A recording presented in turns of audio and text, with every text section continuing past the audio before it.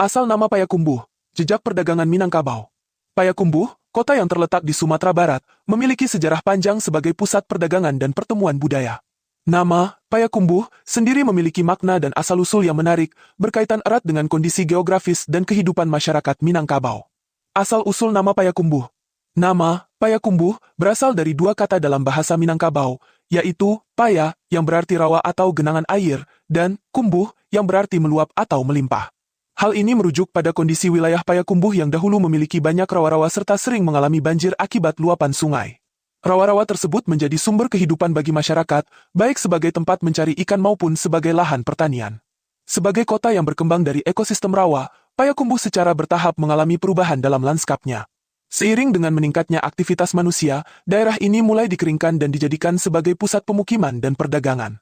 Nama, Payakumbuh, tetap melekat sebagai penanda sejarah lingkungan asalnya yang dahulu didominasi oleh genangan air. Peran Payakumbuh dalam perdagangan Minangkabau. Sejak zaman dahulu, Payakumbuh telah menjadi pusat perdagangan penting di Minangkabau. Letaknya yang strategis di jalur utama perdagangan antara pesisir barat dan pedalaman Sumatera menjadikannya titik transit bagi pedagang yang membawa hasil bumi seperti padi, rempah-rempah, emas, dan hasil hutan. Sistem perdagangan yang berkembang di Payakumbuh juga melibatkan pertukaran barang dengan daerah lain di Nusantara.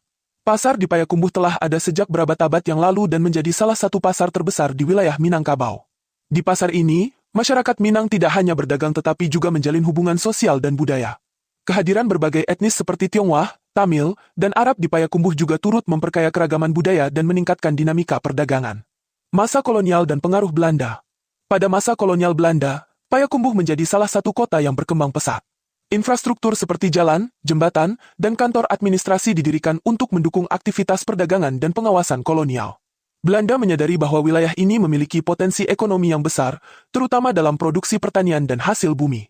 Pada awal abad ke-19, pemerintah kolonial Belanda mulai menetapkan kebijakan ekonomi yang mempengaruhi pola perdagangan di Payakumbuh.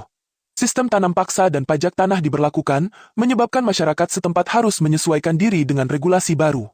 Namun, hal ini juga mendorong masyarakat Minangkabau untuk mencari cara inovatif dalam mempertahankan sistem ekonomi mereka, salah satunya dengan membentuk jaringan perdagangan yang lebih luas. Payakumbuh dalam Perang Kemerdekaan. Ketika Indonesia berjuang untuk merdeka, Payakumbuh menjadi salah satu pusat perlawanan terhadap Belanda. Banyak pejuang lokal yang berperan dalam mempertahankan kedaulatan bangsa, dan kota ini menjadi saksi berbagai pertempuran. Masyarakat Payakumbuh secara aktif terlibat dalam perlawanan, baik sebagai pejuang bersenjata maupun dalam mendukung logistik bagi para gerilyawan. Selama agresi militer Belanda, kota ini mengalami banyak serangan dan pendudukan sementara oleh pasukan kolonial. Namun, semangat juang masyarakatnya tetap tinggi, dan akhirnya Payakumbuh menjadi bagian dari perjuangan nasional yang berhasil mengantarkan Indonesia menuju kemerdekaan. Payakumbuh di era modern.